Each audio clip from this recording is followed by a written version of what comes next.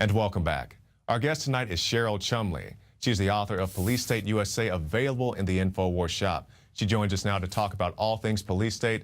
Thank you for joining us, Ms. Chumley. Thanks for having me. Now, I have a copy of your book here, Police State USA, and I've encountered many people, as I'm sure you have, who are skeptical about a police state, even in the wake of what we saw in the city of Ferguson, Missouri. So what would you say to the naysayers who say there is no such thing as a police state in the United States of America?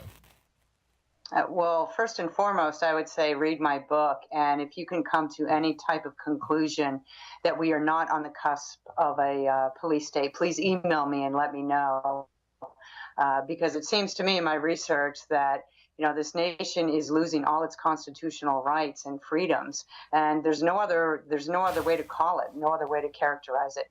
And police state does not just refer to the militarization of police. That's just one aspect of it. Right. And I was talking to you earlier, and you mentioned something, you saw the articles, it's been an ongoing trend, people being told to take down their flags, patriotic flags, don't tread on me flags, whatever, all across the country. And we saw a recent example. So, when you see that, what does that make you think that you can't even raise a flag in the United States of America? Well, did you ever think we'd get to the point in the United States of America where putting an American flag outside your home would cause such a controversy? The case you're referring to was a woman who's flown her flag, her U.S. flag, for 36 years outside her home. All of a sudden now her rental company says that she has to take it down because of fairness issues. If you fly an American flag, the company, worries that other people from other nationalities will want to fly their flags also. So, it's just constant barrage of government regulation, a mindset coming even in the private sector now to clamp down on individual freedoms. That's exactly right, because we've even seen in California kids suspended from school for wearing American flag T-shirts. They said you can't even wear an American flag T-shirt going into school. And like you said, this is the land of the free, supposedly. Why can't you raise a flag? Why can't you wear a flag shirt to school? But let's talk about some of the things going on in the news, some of the other aspects. I know you put out a few articles this week, and one of the things that I caught my attention was feds tout school lunches as national security issue. What exactly is that about? That's where the USDA wants to put such importance on Michelle Obama's campaign to tell parents how to feed their children in the school system, that they want to make it a national security issue. What their logic is if kids are obese in this country, they will not be able to perform well in the military. They'll grow up and they won't be fit enough to serve this nation. Mm-hmm. So they're calling that a national security issue, but that's way over the top, and it's not really the government's right to tell people how to eat anyhow. Yeah, that's exactly right, because we've seen in the city of Chicago, I did one of my earlier reports here at Infowars, was talking about exactly the issue you talked about, how they want to regulate what the kids are eating. Meanwhile, they did an expose on one of the schools there, the local CBS affiliate, and found out that the kids were actually eating rat droppings because the school cafeteria was not up to snuff. And, we've seen people rebel against Michelle Obama, entire YouTube videos, the kids saying we're hungry and we're not getting enough food to eat. But that's just one aspect, as you said, of the larger police state. And another thing that caught my attention today, I saw this report about an officer, or a police chief more accurately, in Florida, said that his officer was justified in threatening to kill somebody because the suspect didn't show the appropriate quotient of fear. I'm not sure if you're familiar with this, but basically this was during a traffic stop. An officer came up with his gun drawn at somebody who was filming him with a cell phone and said, "Put down your cell phone," and then actually threatened to shoot the guy. The exact quote was, I'm not afraid to pop around in your, effing butt right now," because the guy wasn't afraid enough of him.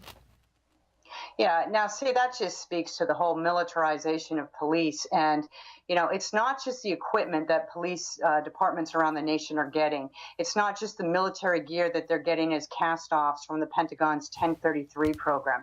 It's a whole mindset shift in how police are being trained to patrol their communities. It's not any longer the serve and protect, put the innocent American first. It's more aggressive. It's a lot more in your face, cuff first, ask questions later. And the biggest priority nowadays, which is alarming if you think about it, is the police want to protect first and foremost their fellow police officers. And that sometimes comes at the expense of the citizens who actually pay their salaries to protect them first. That's right, because they're no longer peacekeepers, they're law enforcement. I did a special report earlier talking about the growing phenomenon of swatting. This is where, guys playing video games will call a SWAT team on somebody else. For example, I saw, Mrs. Chumley chop off somebody's head. You need to go send a SWAT team over there. And in the particular video I referenced, the officers bust in. There's a guy sitting there, at his video game station, raises his hands, gets on the ground voluntarily, but the officers still thought it was necessary to, stomp on the guy's back. He has 3 or 4 grown men laying on him, and then he puts a boot in the back of the smallest guy's back. And in my opinion, I understand the officers want to be safe, but that's overkill.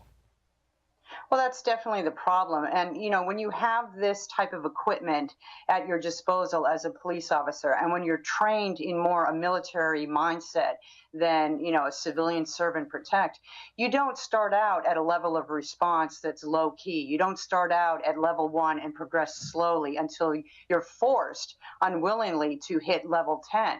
You just jump right in the gun and you'll whip out, level 8, level 9 response. And, that's how Americans, innocent Americans, their constitutional rights are getting trounced. Referencing the situation in Ferguson, Missouri again, of course, we had the riots and the looting that preceded or happened after the shooting of Michael Brown. But then the police come out, and to respond to that, they come out with tear gas, which you can't use against an enemy combatant foreignly. They come out with rubber bullets.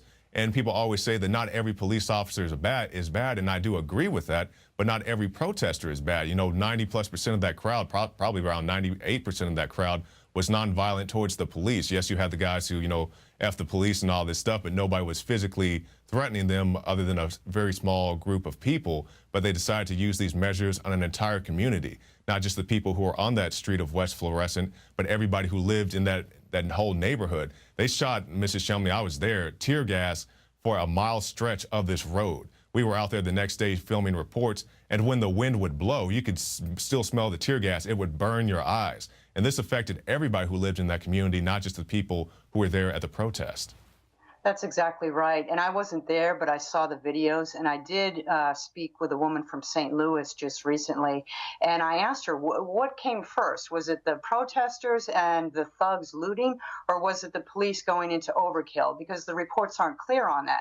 And she was clear. She said the protesters were in an area, they were peaceful, they were doing their First Amendment rights and so forth peacefully.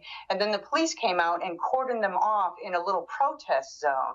And once that happened, that kind of escalated some of the protesters who wondered, why do they have to stay in this special zone created for protesting?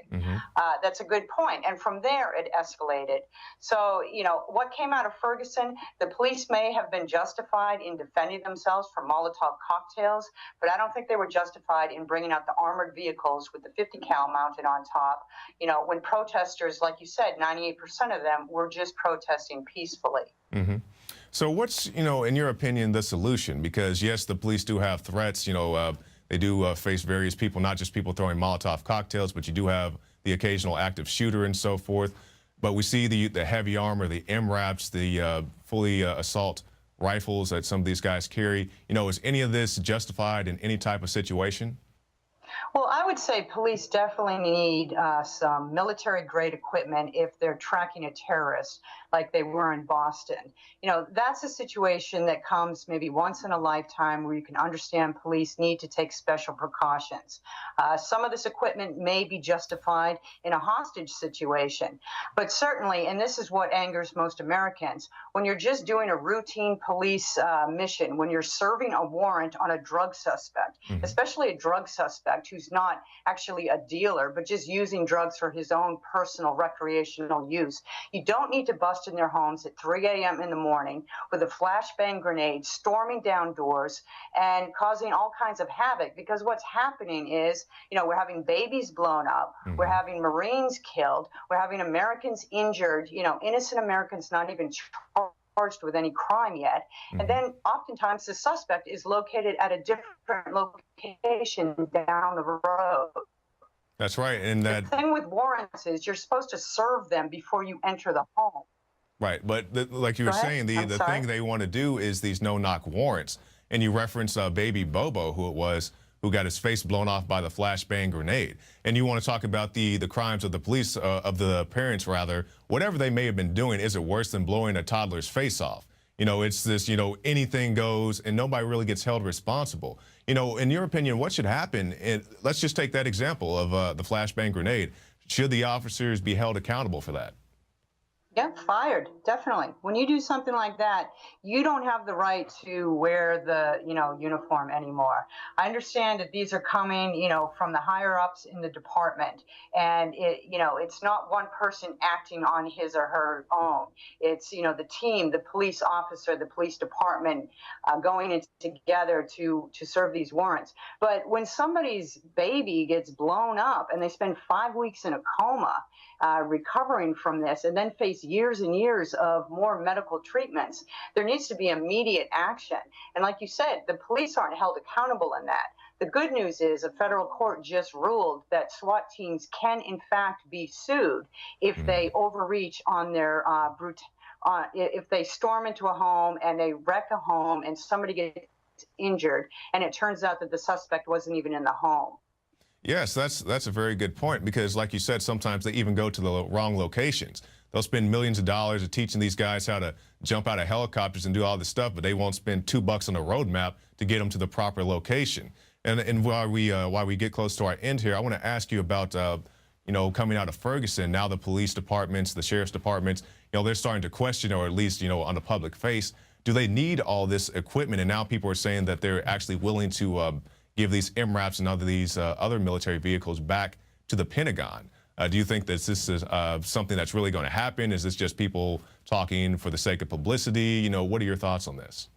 Well, there have been some local uprisings where people have actually gone to their local boards of supervisors and their city councils, who hold the purse strings and regulatory control for their local police departments, and they've demanded, we don't want this equipment in our community any longer. And there have been a little successes with that.